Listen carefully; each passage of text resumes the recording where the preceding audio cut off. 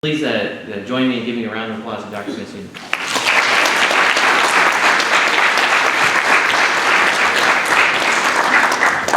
Assalamu alaikum wa rahmatullah. Welcome you all. It's great to be in Oregon, even though when I first was invited to Eugene, I said, hold on, where's that? From there, or Portland, really. For someone living in Texas down in South, it's kind of nice to be up here, even though it's cold. We have very warm temperature down there. So, but I was told it's not that cold. Is it rain? Is this time of the year you guys get rain and cold front like that? Good. Since I came, I was supposed to arrive a little bit earlier, but I came very late last night. But I didn't see the mountains yet, and that's one thing I like about coming to Oregon. Where I live in Houston, Houston's flat like a pancake. We don't have any, it's just flat land, massive amount of land. But anyway, I was given the title Islam or culture. In the beginning when I looked at that, my first response is it has to be Islam or culture.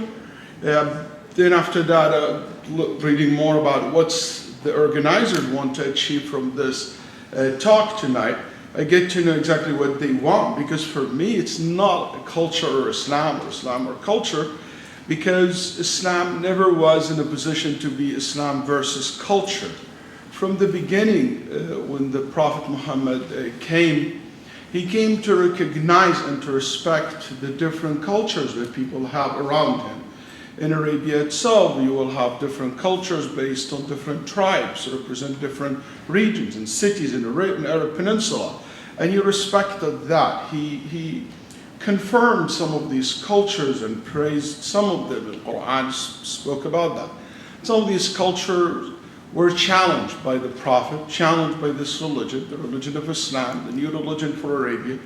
And some of these cultures were condemned as well by the religion, by the Quran. So it's a very interesting relationship from the beginning between what's Islam offering and what's the culture that exists in the society. So if you look at culture, what is culture? What do you guys think? If I ask you, how would you define culture?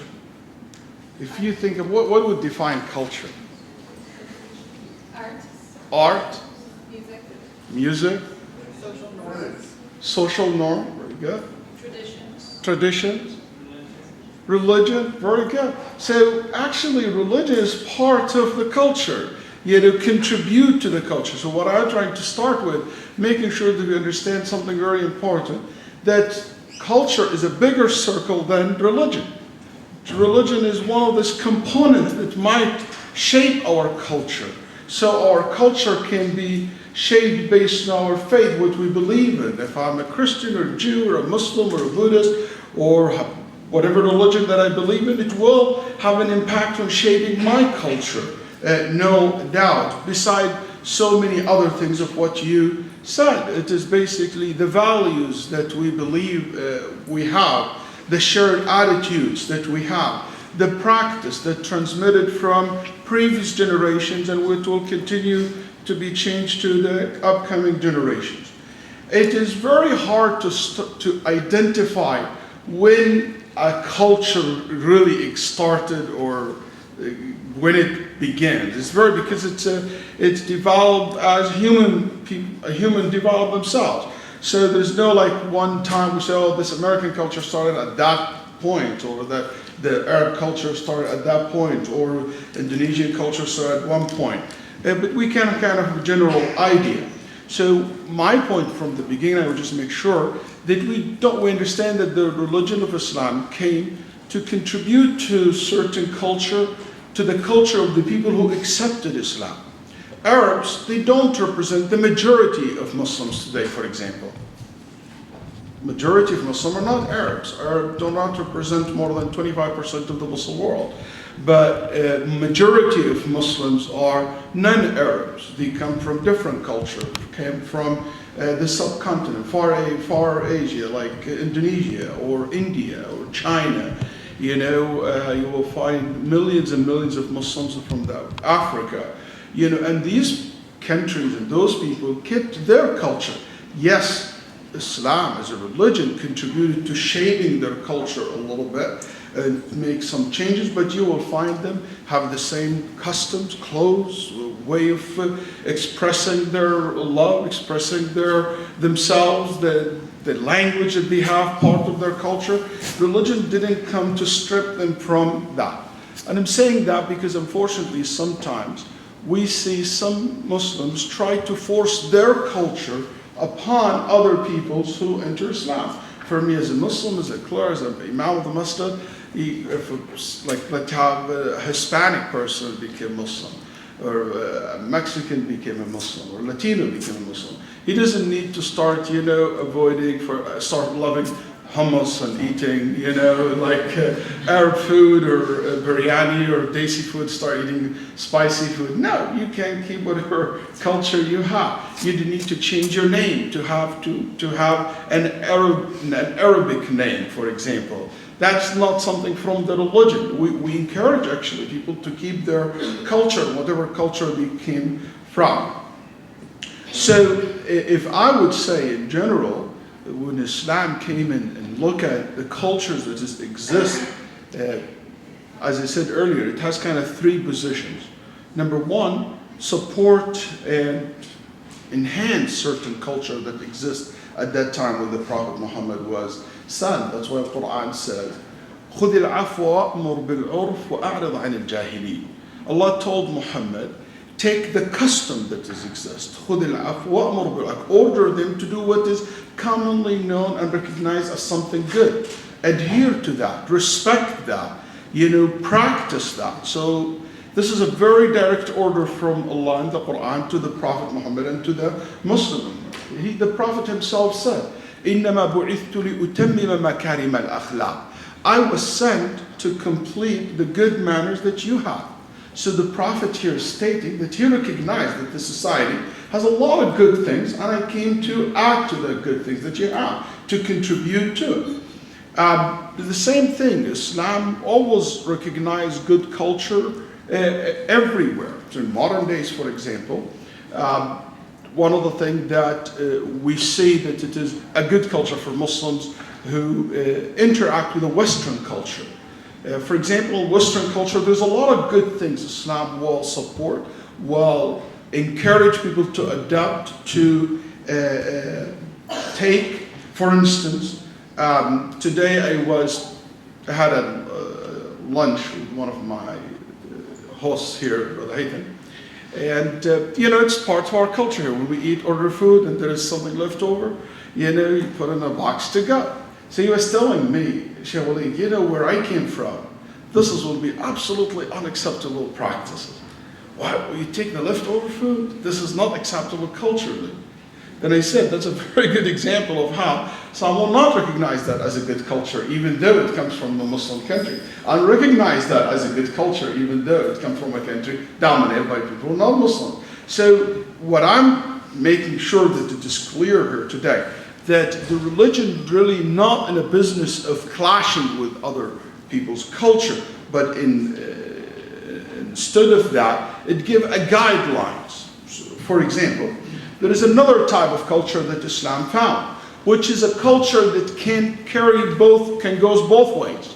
Can be positive and can sometimes used to be negative. For instance, in the Arab culture when the Islam came, they have so much respect for the tribes. Very tribal society. So tribe means a lot to people at that time. And I will give a modern example. What do we call nationalism? That's similar to the old days concept of my tribe, I'm so loyal to my tribe, because tribe represent the country at that time. People, whenever they formulate a society, it's based on tribe. That's what really their loyalty goes to. So Islam recognized that. I have no problem with you have a tribe you belong to. We have no problem that you belong to certain ethnic groups or national or a country politically identified with. But what is something that Islam objected to at that time, when the Arab at that time will recognize their tribe to be above the truth, not to be questioned, not to be held accountable for their actions. That's something Islam said no. So if your tribe member did something wrong, you should be the first one to stand against that. You should be the first one to say no to it. That's why the Quran, for example, said, when it comes to saying the truth, وَإِذَا قُلْتُمْ فَاعْدِلُوا وَلَوْ كَانَ ذَا قُرْبَى. If you say what is just and fair, even if it goes against your own tribe, even if it goes against your own people, or the people that you belong to. And here I always say, it is part of the culture that we have here. It's an American thing to say no to your government when you see them go wrong. It is an American thing to say, I don't agree with that. I object to that. I want to fix that. It's not an American thing. It's part of our culture here today. It is not an American thing to say to what is wrong that it is wrong. But in the same time, one of the things that I personally believe, my religion will make me stand, it is that I also don't differentiate when it comes to human rights between an American and non-American. So if I have to give an American person the dignity that a human being deserves, and to be treated and the fairness and the justice and to protect their life, I should treat the same way any non-American as well. Any person who comes and passes by my country or live in another country. Because justice has to apply to all, not to be selective when we deal with issues of that nature. I also would say that there are certain things was a custom or a culture known in Arabia at that time, and Islam came to stand against it. And among these things, for example, the abuse of women. In the Arab culture at that time, some of them were very ashamed. Just the idea of having a daughter, it was a shameful act. Or not act, a shameful thing to have. And just to understand where this culture came from. It's not, a lot of people don't understand why in the world with Arab at that time, during the Prophet time, before or prior to the Prophet Muhammad's time, why they were ashamed of women. And sometimes they would bury her alive. The reason for that was a very stupid reason. Okay? They said, because we're always in constant war. So if the other tribe came and invaded our tribe, they will take our woman as slave, and they will be their prostitute, and they will be basically their slave. And if my daughter or my wife or my mother taken as a slave or prostitute, something will shame me from the rest of my life.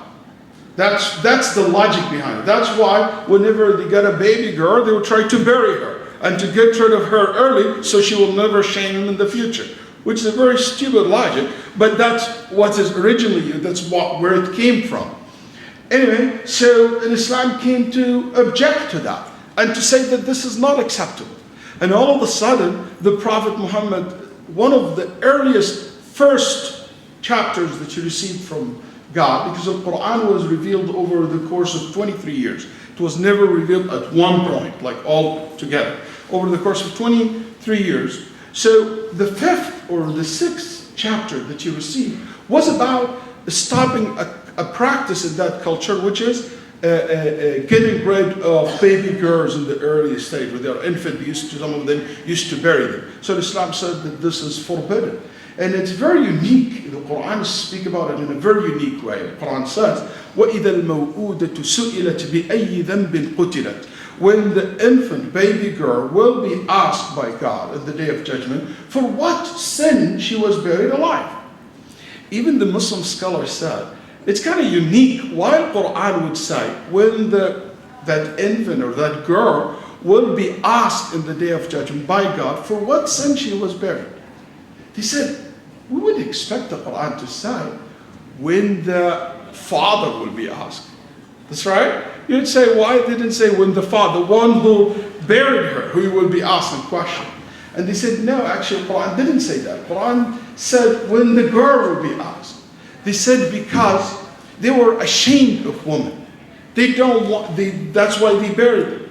And the Quran here wants to tell them from this early stage that God on the Day of Judgment, He's so proud of this, of His creation, male and female, and he will ask this woman and talk to her directly, and he will not speak to that man who buried her. He doesn't deserve to get the honor for God to speak to him directly. He will actually talk to her. And also it's more powerful because when the victim speaks about the crime that what is done to him, it's more powerful than when you ask the criminal to speak about what he have done. So this is very clear early days saying to the culture of Arabia that Islam will not tolerate this kind of treatment of women. Another thing, women used to have no right to possess wealth.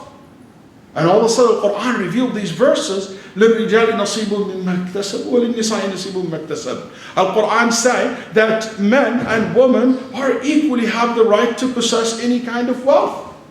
And it says that when a man marry a woman, you know, she has her own money and you have your money. You can't, you know, we have said, my money is your money, sweetheart. And it ends up always the husband's money. It says if you marry her, you don't have the right to take her wealth. She keep her wealth. It's not your money to take away from her. She has the right to work. She has to have the right to be paid fully and equally paid, okay, to men. So recognize that in an early age. That's why the Prophet ﷺ, not only from the beginning, actually the last few things that he said before he died, he said, "O Muslim, I remind you of the right of woman and orphan and slaves." Just make sure that you don't abuse these three categories in society. Because in that society, usually they were abused. So the Prophet telling people the last few words heard from him before he died, plus he said, care for the salah, as-salat, as-salat. In the biggest gathering ever the Prophet had, the biggest speech he gave was in Mecca about a year or so before he died. He gave it in a present of more than 10,000 Muslims in Hajj. And amazing. One of the most important topics that he spoke about, the right of women. And how they should be the right protected and not to be abused. So there's a whole entire surah called the surah of women. That's one area. You will find also a lot of bad practices in that society, culturally thing. Like for example, always the strong eat or abuse the weak in the society. So all of a sudden Islam came to talk about this is a wrong practice. You know what? The Prophet said, God will never bless a nation. God will never bless a nation where an average person in that society can stand up freely and speaks about what he or she wants and also cannot ask for the rights freely. Otherwise, this nation will be cursed by God. Also, the concept of leadership. And guess what? Even elected and choosing your leader. That was not the custom at that time. The culture that they have of how a person became a leader, it depends on how strong you are, how powerful you are, how much money you have. And all of a sudden the criteria becomes how qualified you are to be the leader. Another thing, the abuse of minority in general. The Prophet Muhammad, before all this modern day talk of minority rights and religious groups' rights and things of that nature, we found that Islam speaks about protecting the rights of those minority who live in a majority society with different religions. For example, Jews in Medina were protected by the Prophet Muhammad ﷺ and would not be taken advantage of by the society at that time.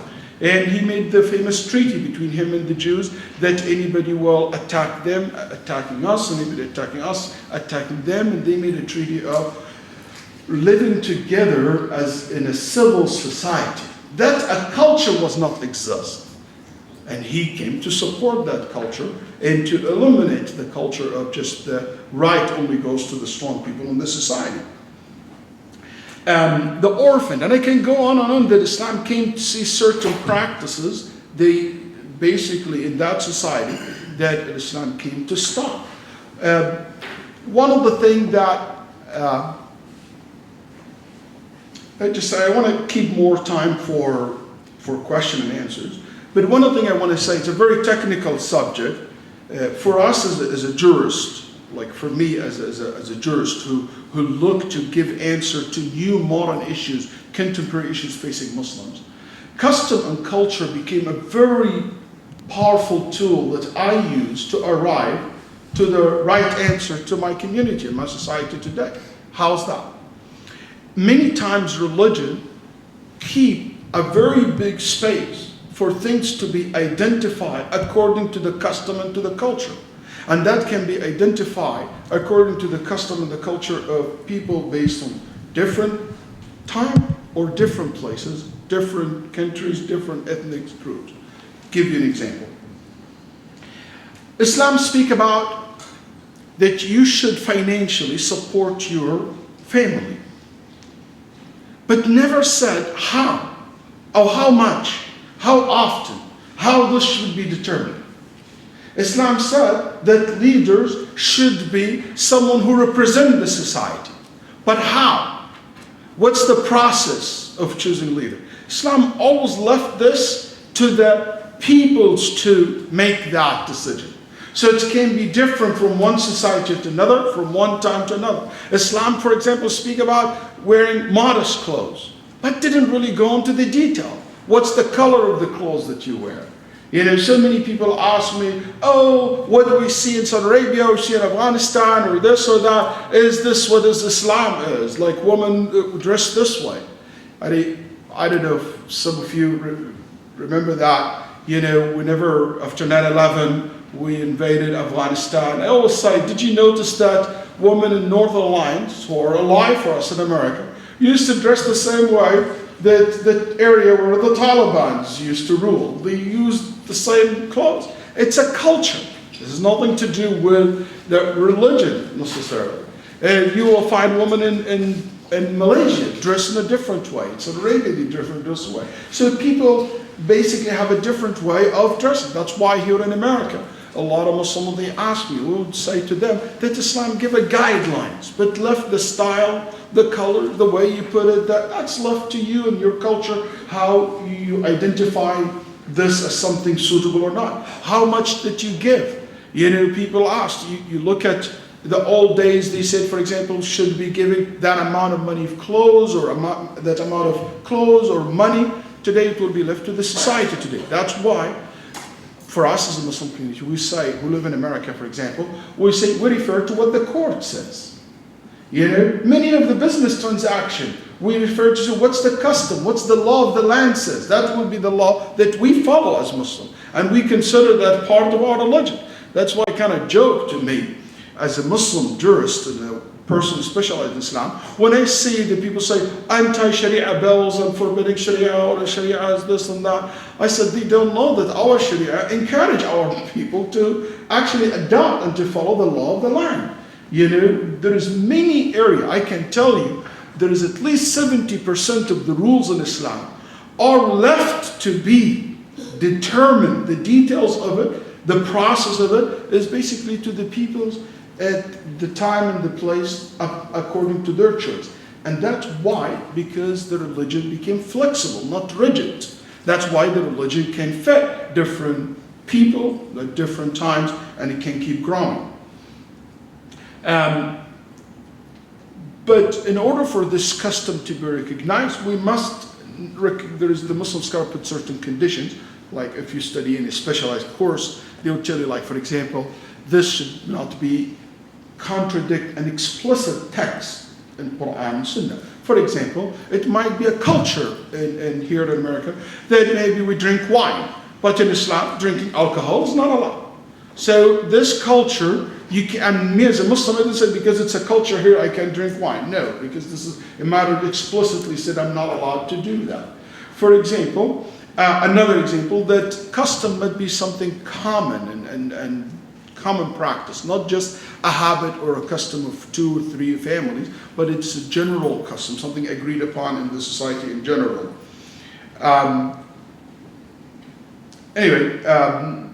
There's more details about this subject, really very technical. I don't think you're here for that. But if there is anything I would like to end with, to say, that so many of what we see in the world today unfortunately, you go back to certain culture and customs and practices that can be different from one country to another. And I will give maybe 2-3 examples. For instance, circumcision for women. Basically, this is an issue that always raised about some of those Islamophobes always talk about, they would attack Islam, and people who attacking Islam, they said this religion who mutilation of women's genitals. They said this is unacceptable, this is Islamic things, and the reality is, it is not Islam. It's a culture thing more than anything else. You know, if you go to Ethiopia, the brother who just drove me here is from Ethiopia. You know, that's a majority Christian country, and you will find more than 80% of the people in that country do that practice. In Kenya, in many places in Africa, it's common practice in African countries. Has nothing to do with religion or not. You know, I give you another example that also famous. You give a statistic about things in Jordan. This is an issue in Jordan. For instance, the issue of honor and killing. Like he kills because his honor violator, somebody, you know, did it his daughter or something like that. There is nothing in religion like that. The Prophet actually once was asked by a man. He said, "Oh Prophet, if I find a man with my wife sleeping in my bed, and I kill him, I would be killed, and I will be held accountable." The Prophet said, "Yes, you will." He said, "He's sleeping with my wife." Can you imagine this 1400 years ago? Sleeping with my wife, I will be held accountable. He said, "Yes." And the reason for that, because the Prophet was trying to build a civil society where not everybody take the law in his own hand. You know, there is a court. Otherwise, everybody open this door. The Prophet knows if he opened this door, it will be like somebody killed someone and said, "Hey, I found him sleeping with my wife at home." And it will be like a mess. It has to be a process. There is a court. There is basically a system has to be built and put in place. But you'll see in countries like Jordan and some other countries, they will have that honor killing. But is it something Islamically? Absolutely not. It's part of the culture. And that culture is explicitly actually contradict what Islam says. Certain type of clothes, practices. You know, sometimes I ask women in Saudi Arabia why they don't drive cars. You know, that's their culture. That's not basically something Islamic. Or in Islam. It is the culture of that society. So I hope that we always recognize that yes, Islam recognized that basically culture are different from one another. So Islam, either if it goes explicitly against the religion, he will oppose that and he will warn from that. But if it is not, he will leave it to the people to make that judgment. I want to end with final point. That culture today, it became more complicated subject than before. And the reason for that, and I believe the culture is shifting and changing in a very fast way. It's very different the way culture is today and looked at, especially by millennials and young people, like most of you guys here, and looked at by people who are much older in age. And the reason for this, number one, the globalization. Today, the world became like a small village. You know, there is not really a clear line to identify culture. We have a global culture today. We're developing that. It's not just, you know, many things that you think are just an American, you'll find it's something common practice in many other places in the world as well. And so the more I think we go toward that direction, we become more of international community, you know, a global community. You look at America. America in 30 years from now will look much different than what it is today. Every number shows that we're going to be very diverse country and very diverse society than what it is today. And across every religion in America, no matter what you talk about, whatever conservative religion you talk about here or not religion, you will find that they are more open to other groups, other ethnic groups. This is how it is. It just, the world is changing, became more mixed. And I think that's something positive in my opinion. Also, the concept of generation is kind of interesting thing to study. Sociologists and those who study this topic will tell you that generations now defined completely different than the way it was defined 50 years ago. Long time ago, it took about, 25 years to have a generation, to formulate a generation. Some study today speaks about 5 years to make a generation. 5 years, that one generation. So you might have one household, 3 to 4, 5 different generations living together in one household. Yeah, and they are sometimes, like I see that with my daughters. I have someone in elementary school, someone in college. They can't even understand each other's language sometimes. They are different channel, different generations. You have, the flip phone generations, BlackBerry generation, and smartphone generation. You kind of, things are shifting very quickly. One thing a lot of young people don't buy into this culture too much these days, for a reason that I myself never identify myself with any particular culture, for the same reason. Culture, always there is no reasoning behind it. That's how it is. Like, I remember my parents always telling me, just, hey, which it means this is not appropriate. Why? Oh, don't ask why. That's what the answer usually you get, don't ask why. That's how the society is. That's how people around us do it. That's how it is. It just never was justified to us. So for modern days, and I'm person who's very optimistic about the young generations. I don't look at young generation in a dark way. I'm very proud of you guys. Like, I think you're doing great, and I'm very optimistic about the future of humanity, actually, with the young generation. I think they're smart. I think they will make great positive change in the world. That's personally how I feel. But what I'm saying is, in modern days, we don't take things for granted.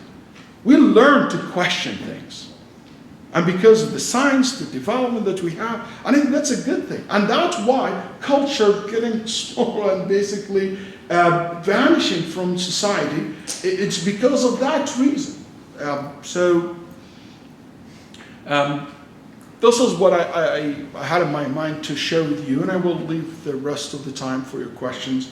I'm sure you guys have plenty of questions about how culture and religion can be sometimes exchangeably and mistakenly identified as something that's part of the culture, part of the religion. Because if I can see this in everyday life as a Muslim, with my own community, I can see how this be a problem with people outside my community. Because in everyday life, I have to deal with a lot of issues like this. In my own community, Muslim community, say, oh, but this is how it is. It's not religion. Especially in my community, a lot of my community came from overseas, immigrant communities. And they brought with them their culture, their kids growing up in America, they have a different culture, and here where the clash comes. So I'll be more than happy to answer whatever I know. Thank you very much for coming out tonight.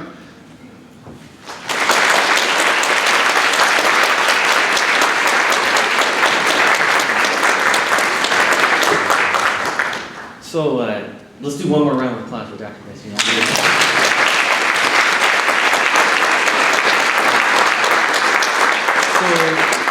The food just came in, so unfortunately we advertised we were going to have Middle Eastern food. For some technical reasons, we weren't able to do that. We were have to go to another culture. We had to go to we had to get from Evergreen Indian Restaurant. So I don't know if anybody's been there, but it's really, really good. So hopefully you'll enjoy it just as much as you would Middle Eastern food. Well, trust me, later this year we'll have plenty of events. If you don't tell them, they will not. Yeah, exactly. I shouldn't have. Yeah. But so we're getting that ready right now. We're going to be having. We're going to be having mics, so anybody that has a question, please don't be shy. Just whatever comes to your mind, and I'm sure Dr. Basyouni will be able to answer it in a very great way. So, yeah, so thanks again. So anybody that has questions, just think of them right now. And as we get the food coming, people can come by and get food.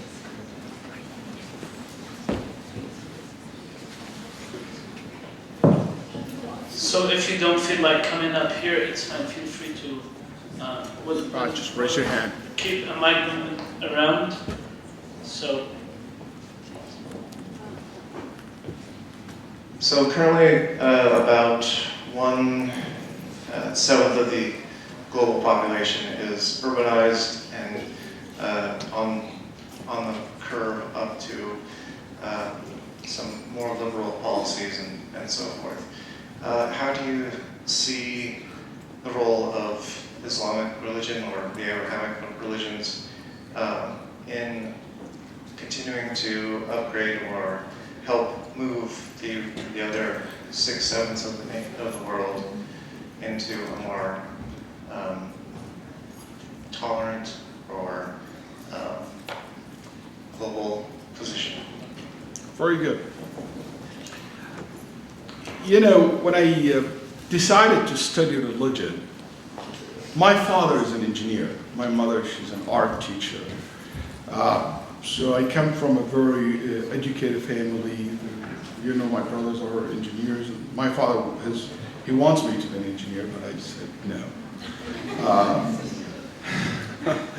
So he said to me something very interesting.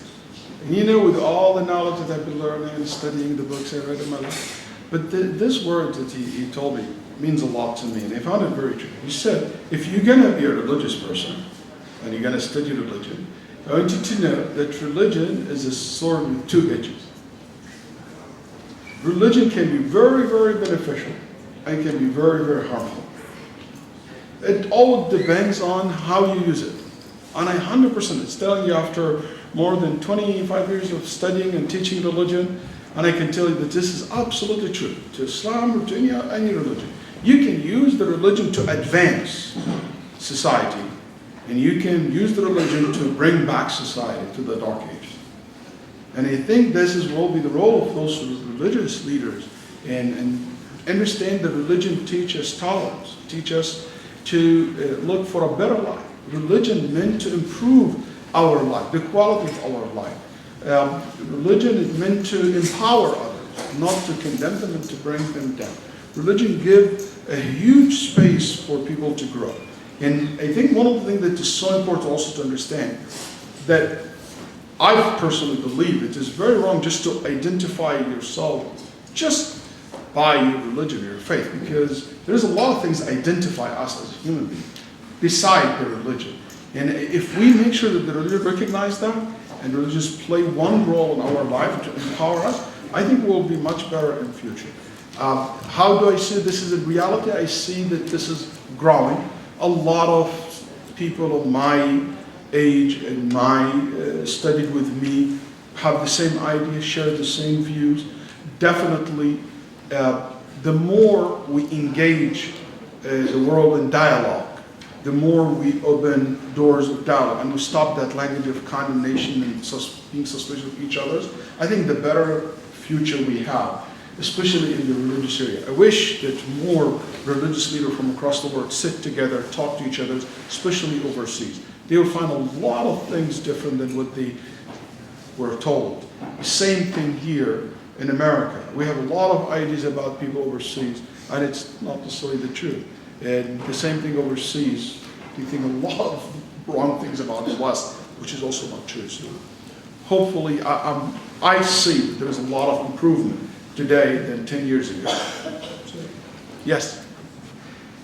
So the request is to keep the question to 1 minute and please the answer to 2 minutes. So Should we can answer. get as many questions good. answered as we can, unless we have to. I was wondering if you could clarify what, in your understanding, the Quran and the Hadith teach about apostates from Islam, how they should be treated. Thank you. Okay. So, Al-Quran, when it comes to speaking about some apostate from Islam, leave the religion of Islam, basically challenge those people. Why would they, what kind of valid reason that they have for that? And when it comes, you have the choice to choose whatever you want.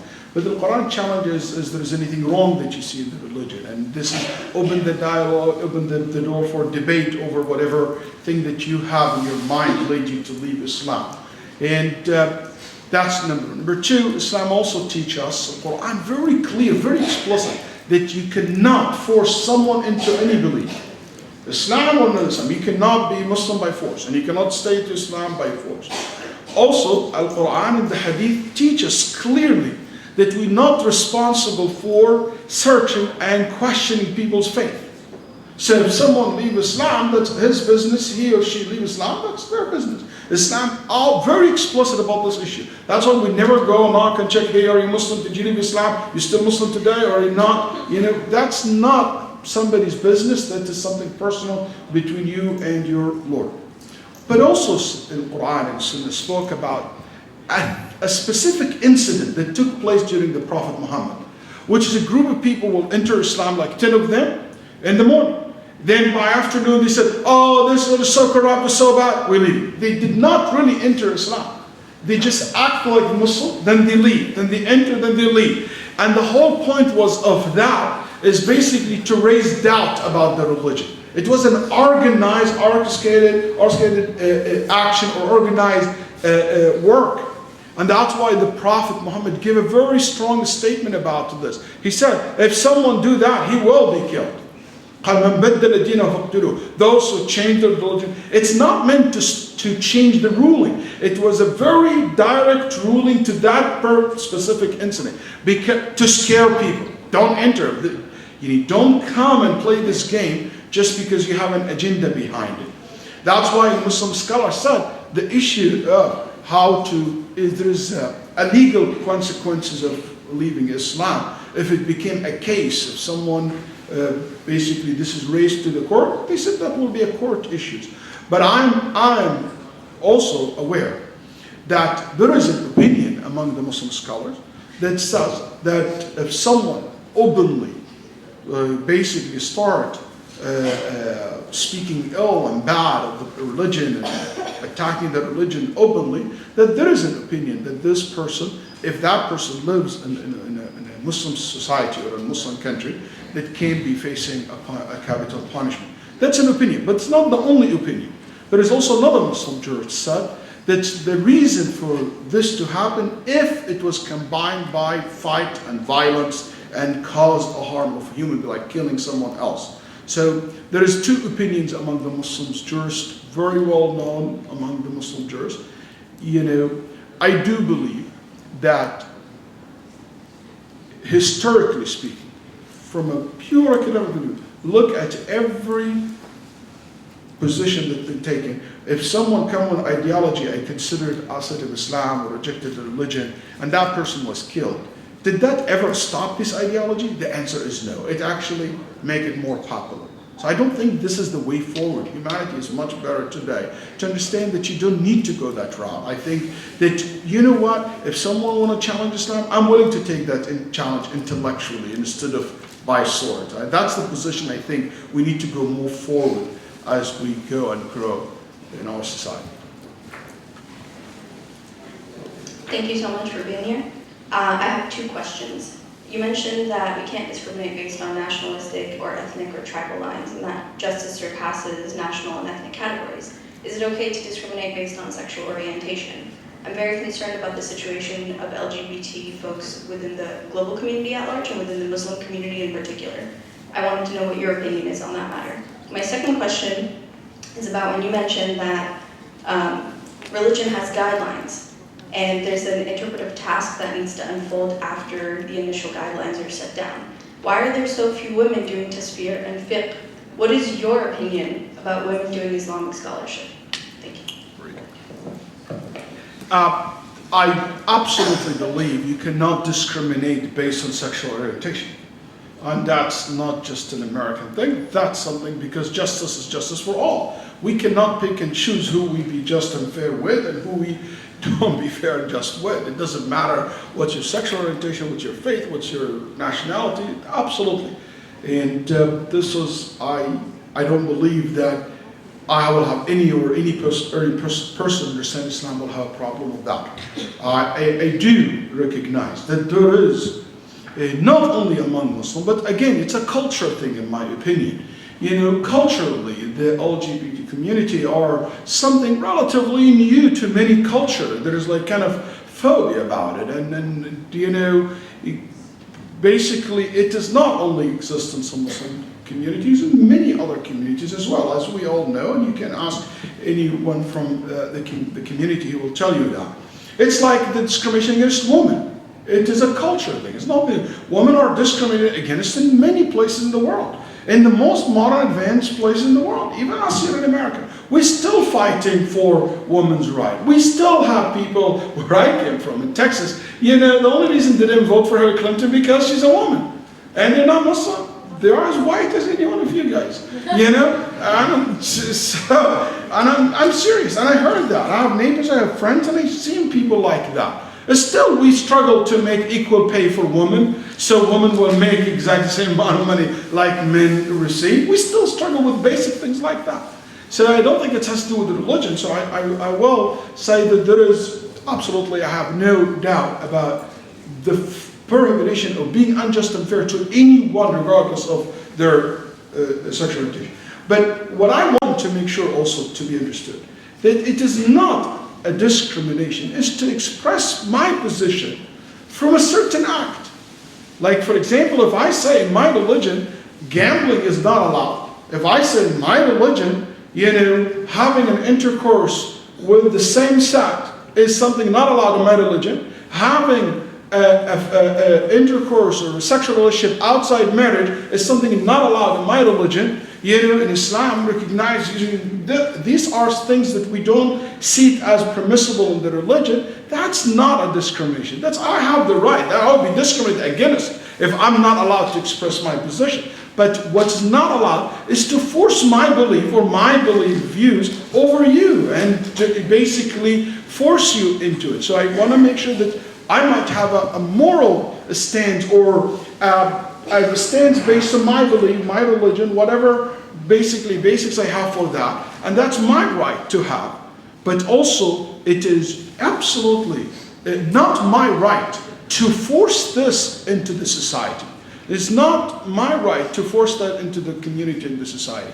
That's why I believe it's not even the government right to force any position in regard to these issues. That should be kept to the people, and the people should accept that government to protect the rights of those minorities, not to be violated against. When I speak about bullying, and I speak about bullying the LGBT community, the same way I talk about basically bullying the black or the Muslims kids in school, all this is not allowed, all this is not right.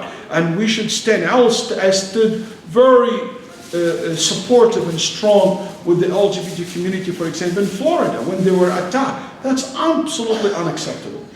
And as for the other position about women scholars in Islam, why there is no, that was your question? Why there is no Muslims, fuqaha or scholars? Yeah, why there's few women doing tafsir or fiqh? I don't know, that question should be asked to you guys. I don't think that's because somebody prevented them from that. I'm as a person, and I'll be very honest, as a person who studied history, I challenge anyone would come with some historical incident or fact shows that they were stopped. As a matter of fact, it's the opposite. The Prophet Muhammad's time, in the Prophet Muhammad time, the companions said, whenever we have a question about something and we dispute among ourselves what's the right answer is, we will choose the answer of Aisha. She's a female. They will go to her and ask her for her opinion and what she said, and she will solve the problem. The Quran from the beginning spoke about the responsibility equally shared by men and women to educate the society.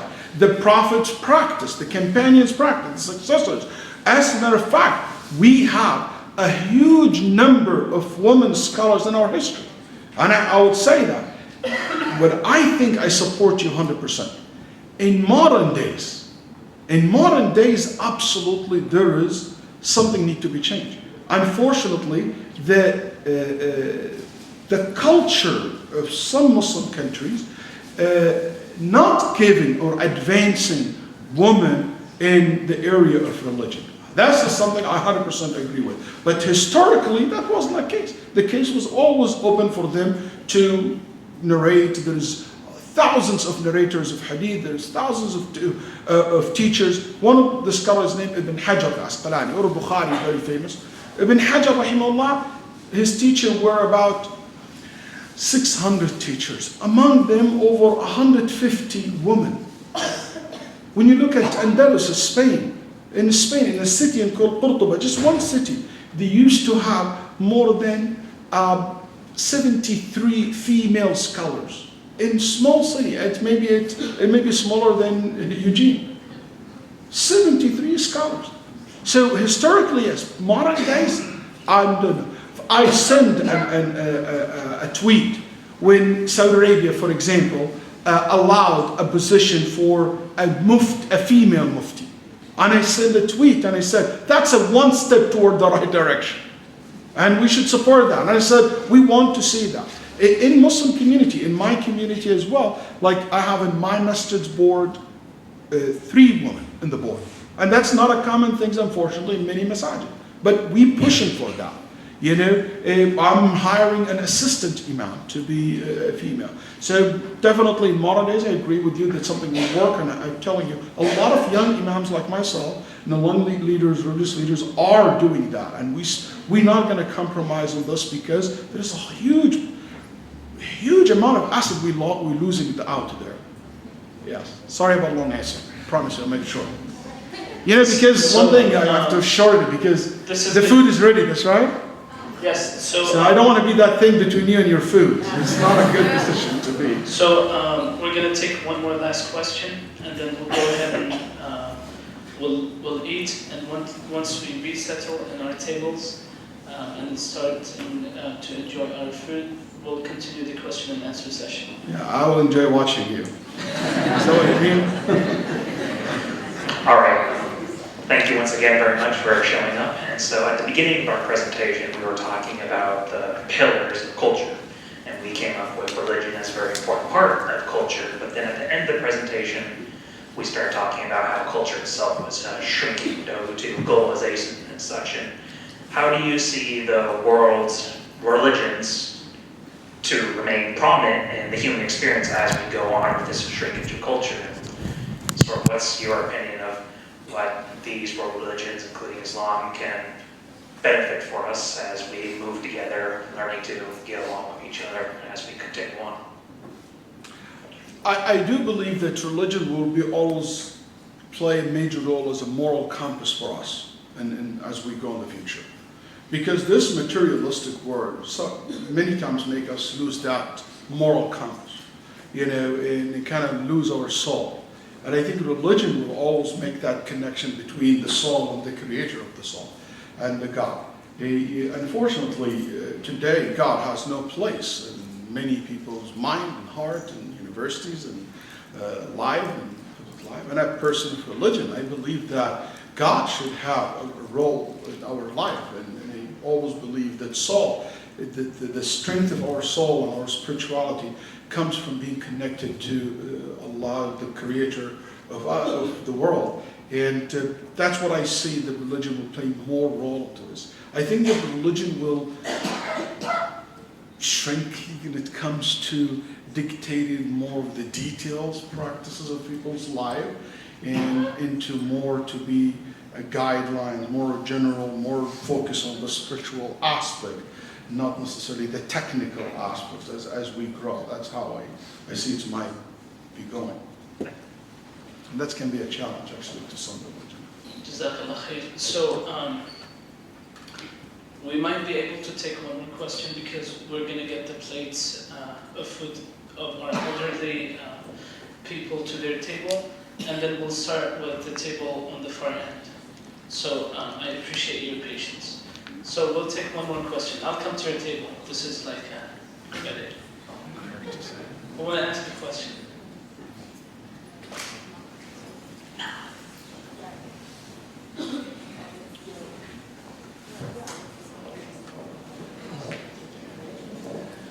Thank you for coming tonight. We appreciate your message. Let's just say hypothetically, America became a Muslim nation. All of us were Muslims. Donald Trump was our imam. Hypothetically. Would we then expect to be under Sharia law? And if so, what would that look like? Okay. So the problem comes with what does Sharia law is? Sharia law, it's a law that's based on principles that I would say 100% is the law that we have today in our land. You know, there's an interesting study I saw in university, one of the universities in, not sure if it's in Belgium or Sweden, I can't recall right now. They made a study, which country in the world follows Sharia law when it comes to conducting business. Okay? And guess what? Saudi Arabia came, for example, number 23. While, you know, Sweden came number 1. The first 15, 16 countries were non-Muslims countries majority.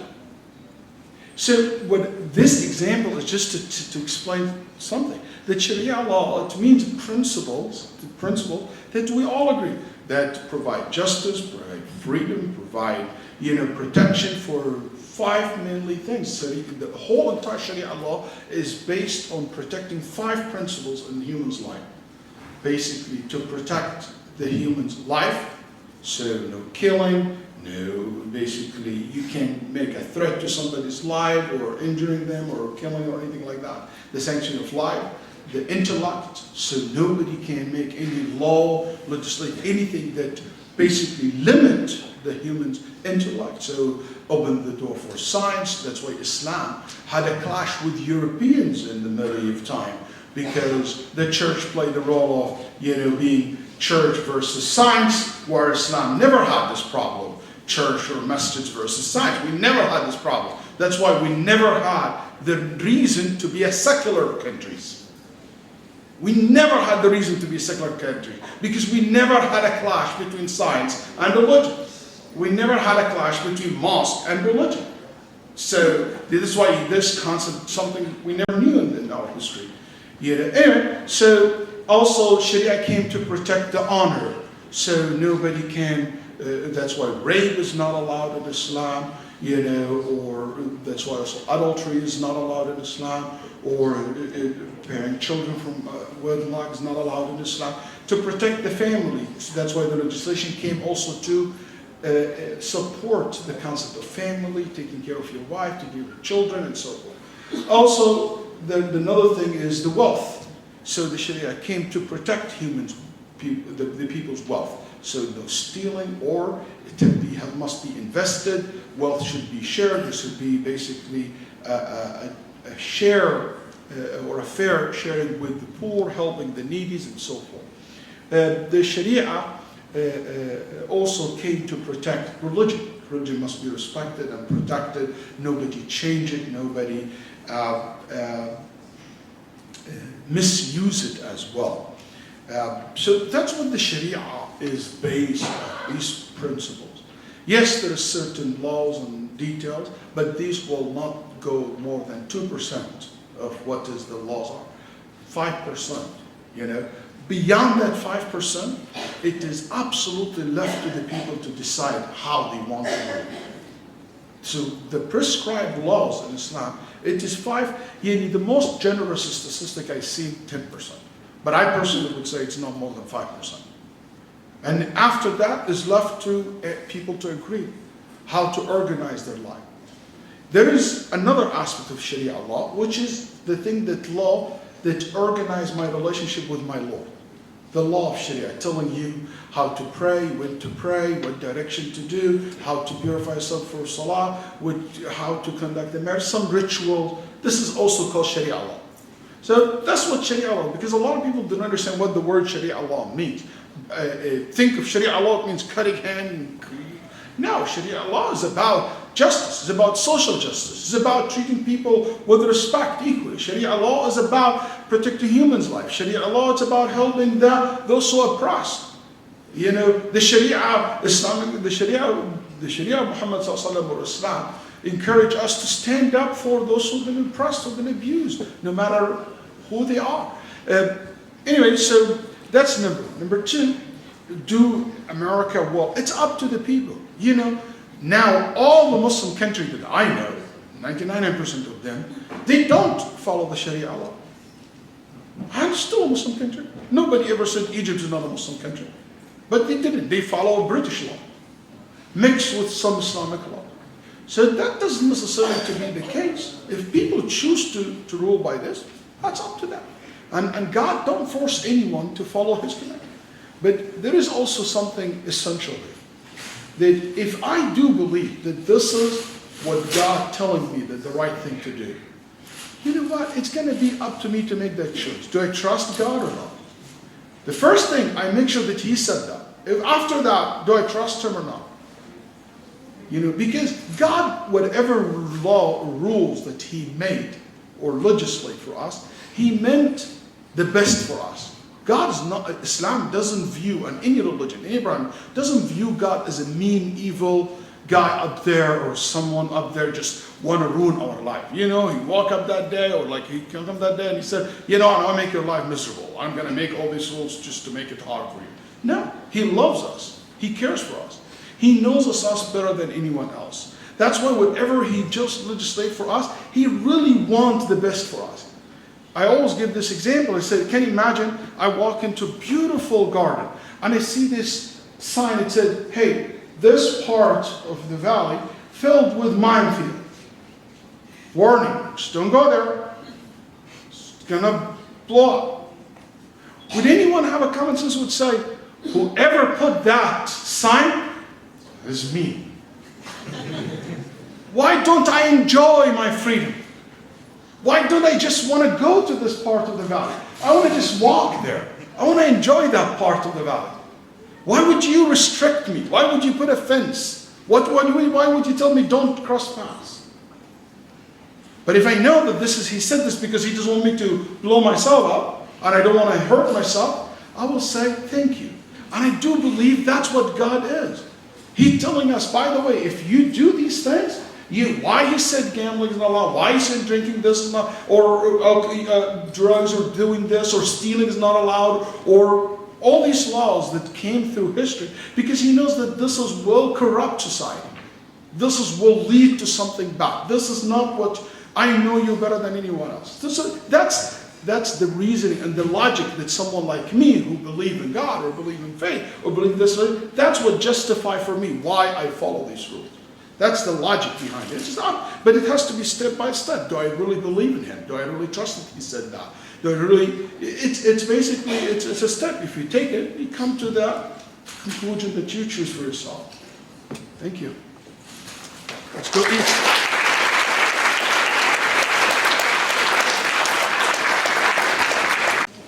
Okay, the word jihad in Arabic language have a very unique meaning, which it means when you struggle against something.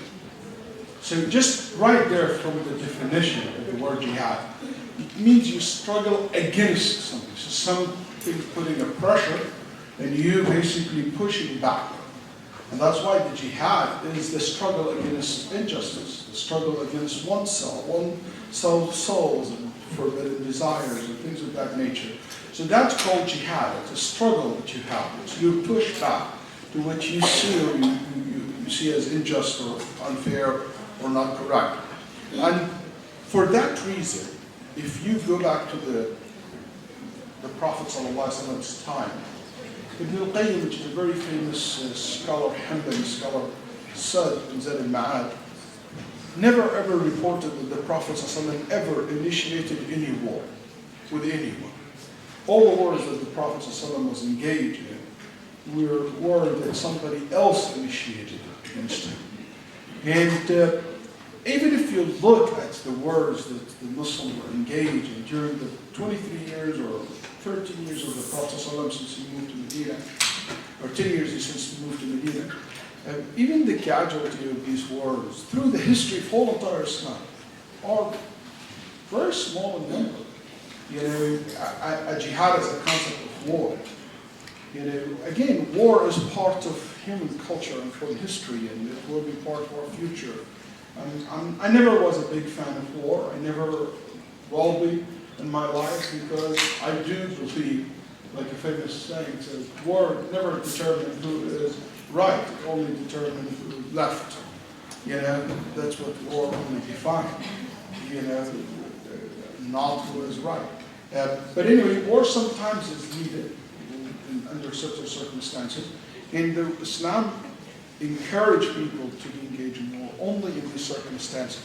When we attack, like your country, your home, your basically your society attack, in this case you can defend yourself. Also, jihad was ordained in the form of war. When you see injustice happen somewhere in the world, and you can step up to defend those who've been oppressed, who've been abused, and to fight with them, the oppressors. That's the jihad I know, not the jihad that ISIS or Al-Qaeda or all these terrorist groups have. Where a jihad for them, it means they force their evil or their whatever, let's use just more academic terms, their strict views of whatever the ideology that they have, they want to force this on people through jihad. That's not the jihad Islam recognizes. That's what basically the jihad that we talk about. The jihad that it is meant to direct it to innocent people. I know I've been asked to make the answer short, but not long time ago, I had a phone call, and I was told that my name was published in ISIS magazine as a person of interest, that they put me in their kill list, and they encourage Muslims around the United States to assassinate me. So I got a phone call from somebody in the Homeland Security telling me, the FBI telling me that, by the way, your name, reference to was made today, that you basically asked some of the followers in America to assassinate you beside other members of the Muslim community. About 20 people were published, about 12 of them from the United States. And I always ask myself, why in the world would I be targeted by ISIS? I mean, I speak about it, but many people speak about it as well. I openly speak about Al-Qaeda and jihadi group for a very long time, since the 80s, not today. So I'm very vocal about that. But I don't think, why would they target me? Then I start thinking, why in the world ISIS what would they gain of killing a priest in France who's 8 years old? What ISIS will gain? What ISIS will gain of driving a car in the street next to the parliament in London and killing pedestrians and people on the street? What cause are they going to achieve? What are they going to achieve by doing this? Isn't that a good question to ask? Why ISIS will do all this nonsense things? It's not like a military target. Why would they target civilians like that? Make people hate them so. Why would you go to the most peaceful community in the world, the LGBT community, and you go shoot them and kill them? They're not aggressive to anyone. Why would you go and just shoot them randomly and their club? Okay, so I said to myself, until I came to a conclusion, which shows you that this jihad claimed to be jihad, not jihad. And the conclusion is something that their caliph said about that. He said in his speech. He said that the world must be pushed to be polarized to two camps. We call it black and white. What's in black, between the black and white, that gray area? He said that our number one goal is to eliminate the gray area in between the black and white. We want to push the world to basically be us versus them. That's how we identify ourselves, us versus them. And when he succeeds to do that, he will basically get the support that he wants. If I can make all these incidents in Europe, make the average European hate Islam, hate Muslim, all these laws against Muslim, all the discrimination, what this will push Muslim towards, the other pole will say, you know what, ISIS have the right, all these guys discourage, these guys don't give us the freedom. So they push the Muslim toward the far right, or far left, whatever side you want to choose, and they push the Christians or non-Muslims world, whatever religion they have or culture they belong to, all the way to the other end. So basically they will make the whole society basically polarize this one. And when you have that in the society will clash. Those who maintain the gray area from the Muslim side and the non-Muslim side are the most dangerous people that ISIS and jihadi group fear the most. People like myself who want to keep that, enlarge that gray area by being here, people like the MSAs in your university, people like your university, people like yourself who are willing to come to stay here and to say, you know what, we are, yes, have different religion, we have maybe no religion, yes, we have different culture, we have different languages, we maybe pray to different gods, whatever the case is, but we still, in the end of the day, we're all American, we're all humans, we're all citizens, we all live together in Eugene, we all love each other, we all care for each other, we're all human beings. Those people are the one who they try, who basically will destroy the work of ISIS.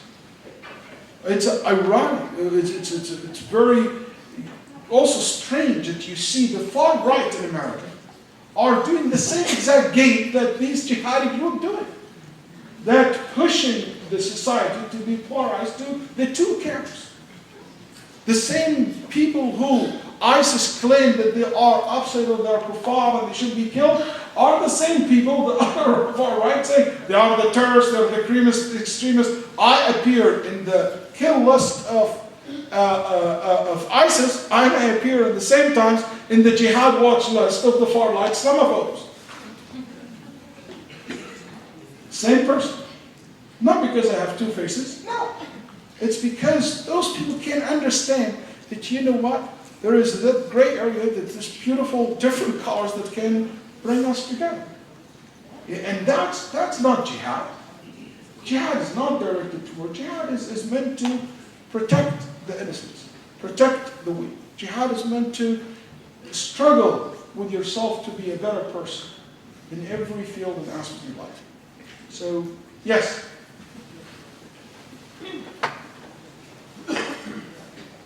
Assalamu alaikum. I am from Iraq. I would like to know your opinion. As you know, and everybody knows that I am from Islamic country, and my country, 1/3 of my country occupied by ISIS. So what is your explanation for that? ISIS coming from my society, 100,000 since 3 years.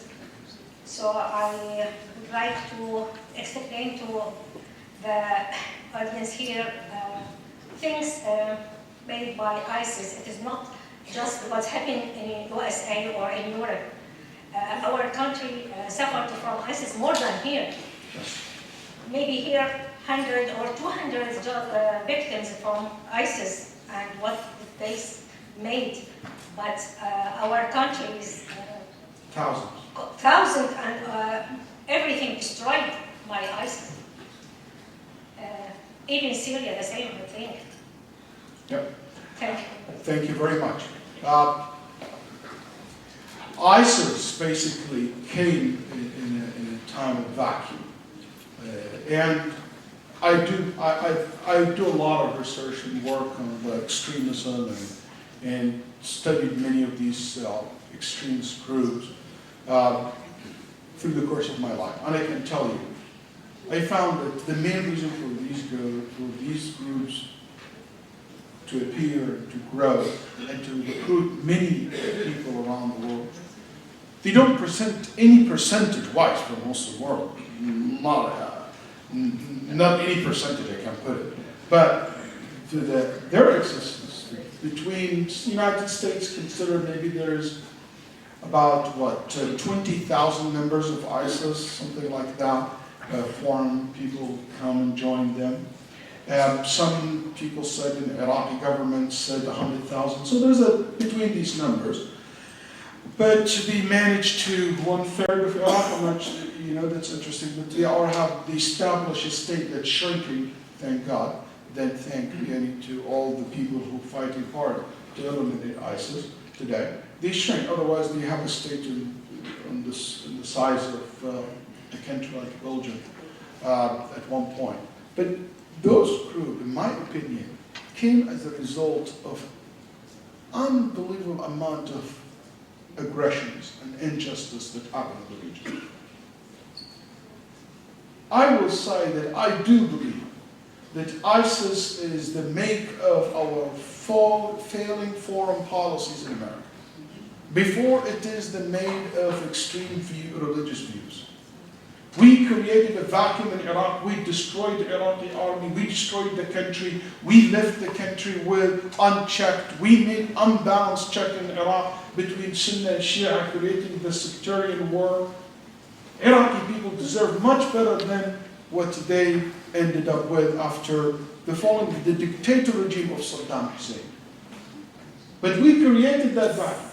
Our president said it that, and I heard him say that he wants to make Iraq the front for fighting Islamic terrorism and jihadist group. He wants that. He wants Iraq to be the place with President Bush. He said that this will be basically where we're going to versus them, and we're going to fight them in Iraq. He wants all of them to gather from all over the world to be there so the confrontation happens. But in the expense of what? Of the Iraqi people. Of hundreds of thousands of people killed in Iraq. ISIS, as the sister said, killed way more Muslims than anyone else on the face of this earth. The Shia masjid, the souks, the masajid in Saudi Arabia, in the heart of Saudi Arabia, in the masjid of the Prophet Muhammad ﷺ, in the parking lot, one of them blew himself up. So, we as Muslims suffer from ISIS more than anyone else. And no need for someone to teach us how evil about ISIS is and not to present our religion. But we have to be honest also with ourselves. If you're raised in a society, you don't see a future. The only thing you see in front of you is death. If you are that kid or that father who just buried his 2 kids who've been gassed and basically were killed and suffocated in front of his eyes and buried them, and you see the international community are just watching. We think that we made a victory by, making us crash in the runway of the airport. I thank President Trump for what he did. But is that enough? Is that going to change something in the, in the reality in Syria? If you that father, and you live that life, and you see your kids been doing, if you that husband whose daughter or his wife been taken and raped in front of him by some local militia in Iraq or in Syria, if you see this kid, who is he talking about himself, 15 years old, is speaking in the documentary about how he was treated in Bashar al-Assad's jail, and now he come out of jail. The only thing he learned, the only thing he knew in his life is torturing, death, and this and this and that. What do you think this kid will be thinking about the future? He will be thinking about hope and life and, education. No, he knows only one thing he learned in his life. That's death and killing. And ISIS come to prey in people like this. When you go to France and you go to, to European countries, you don't have this problem in America, and I'm going to say this because that's important to be said. The number of people who join ISIS from Europe, way more than America and Canada. Why? Because our culture is a good culture, is a welcoming culture. But if you go to France and you see these Algerian kids who grow up in France, in isolated places, treated so bad, feel like they don't belong. I go to England and I said, you guys, British. Oh, we're not British. Why? I don't see the community is, and it's not the Muslim community fault, it's not the non-Muslim community fault. It's the culture is not like as us here. People are integrated in the society. Welcome to the society. Many of these kids who joined ISIS were going there because of the lack of identity. They don't belong to where they're living. Most of the cases, number one reason, according to study made by a Kuwaiti group called Al-Wasatiyya, they did very good. They interviewed about 150 kids who joined Al-Qaeda's group and ISIS. And they said that number one reason was they're looking for identity. They have an identity crisis. They feel they don't belong, not welcome. It's not about Al-Quran said jihad. No, it's a social issues. It's a political crisis. And if we don't own this problem and we try to solve it, I think we're just going to be basically fooling and cheating ourselves. So I just want to say this because I'm tired of just saying ISIS is not Islam, ISIS is not Islam. Yes, but also members of ISIS are the ones who've been tortured in Abu-Ghraib in Iraq. And does not justify what ISIS is doing. But it teaches us a lesson that there is another way to deal with Iraq. With a problem like in Iraq and Syria, we need to deal with it in the right way. And I'm a person, especially in religion, I don't want to go into politics because it's not expert, and I don't want to speak about it, and, because that's not what I'm here for. How political view do they see in the future, or what we can do as a country or not. But we have to recognize that's the simple fact that religion maybe contribute, but the main reason for those people to go bizarre like that, extreme like that, it is really a lot to do with political issues and social issues. It is not necessarily a religious. Religious, there is element, but not the main thing. Yes?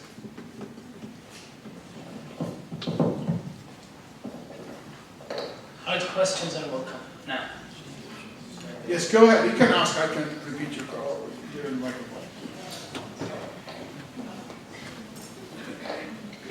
Can we put a cap where the event? I know people want to leave. You don't want to leave when I'm talking. So kind of put everybody at ease. What time do you want to wrap this up? So 8:15. Okay. So my question is, when interacting with culture, is there a mechanism in Islam or Islamic teaching to determine which parts of the culture is positive and which parts are negative? Whether it's a host culture or it's a Muslim majority culture. Is that clear? Yes. Okay, thank you. This is basically the religion teaches us as Muslims to, one, use common sense. Okay? The problem with common sense, they're not common. But we try to use common sense.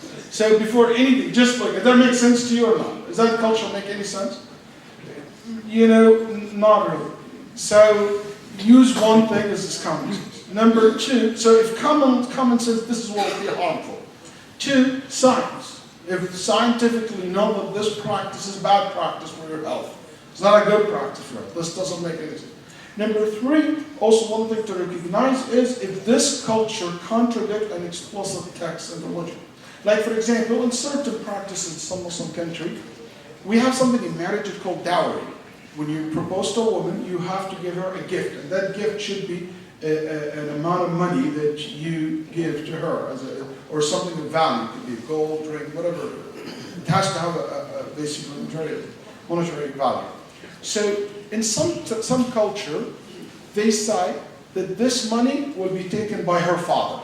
So if you give her $10,000, her father will take the $10,000. That, the Quran specifically spoke about this. That's wrong, that's evil. So that culture is known to be wrong. Okay? So we see the religion basically explicitly goes against that. Other than that, I don't think we should judge each other's culture. I think we should respect each other's culture. So if it's not harmful, it's not like, doesn't go against scientifically, it's not like something harmful. But I think we should not criticize each other's culture. I was in Malaysia, it's ended with this funny story. So in Malaysia, they have this culture which is we don't have in our country. They bring the baby to the religious leader, the imam, the sheikh. Okay? So I'm supposed to shave the kid's head. Just baby, infant, like 2 days old, 1 week old, like whatever. I myself, Allah bless me, 5 kids, I'm scared to death just to carry a baby. I'm so scared of babies. I couldn't go over that yet. So, can you imagine, I'm put in that position which is, for them, it's a big thing. And the sheikh, the scholar, the religious guy, I'm supposed to shave their head, and I'm supposed to take honey with my finger, dip my finger in the honey, and put it in the baby's mouth. Okay? And I'm supposed to pray for them. 3 things. Then sign a certificate that this has been done. I said, okay, I'll do the praying, I'll do the certificate.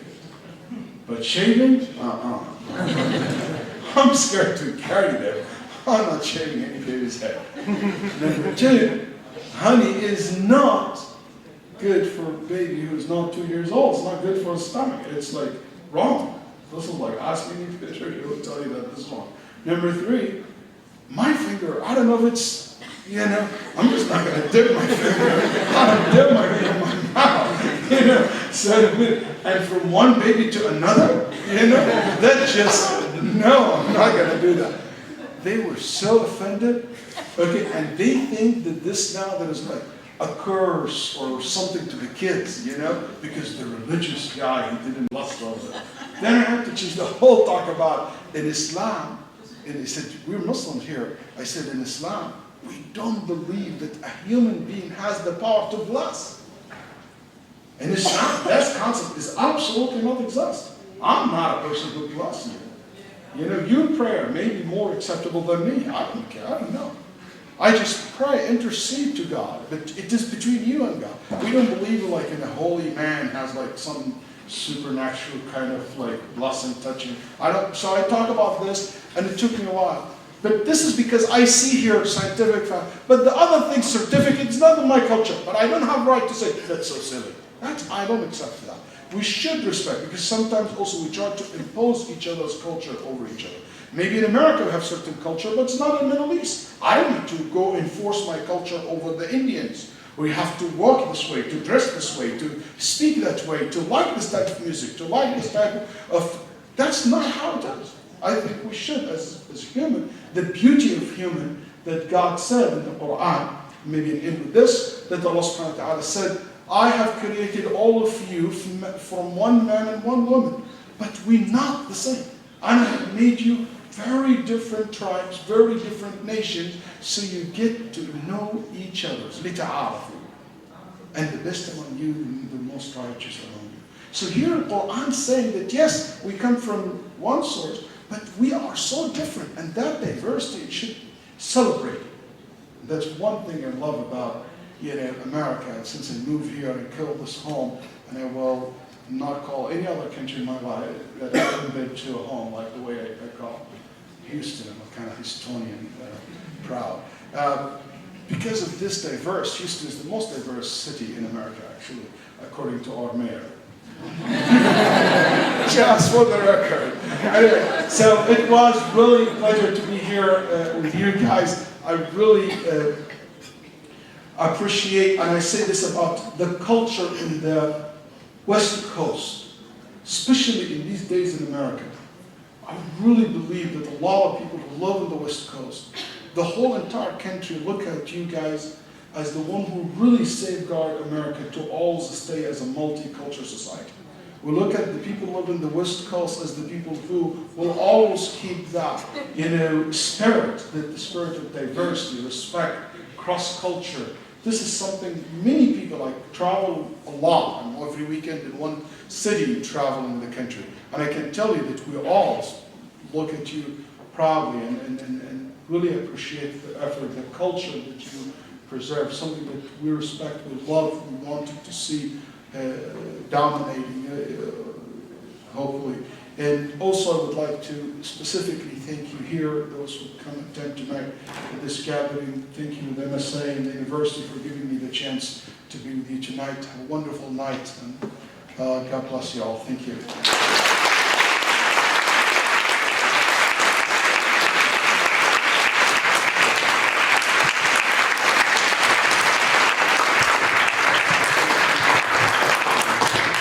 One more extra round of applause. Thank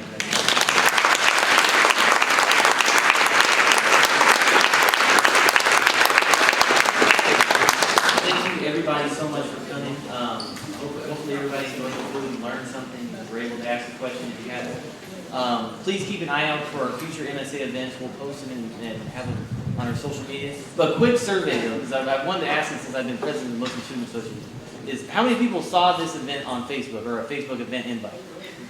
Okay, so that's most people. And then and the rest of the people kind of just saw it from people telling them about it, or just telling or inviting in some other way, word of mouth? Okay, that's good to know. So thank you so much again. Maghrib prayer for Muslims, Maghrib prayer was at 7:49. So we'll have a space out here that we can pray, and then everything will be done. So thank you guys so much again.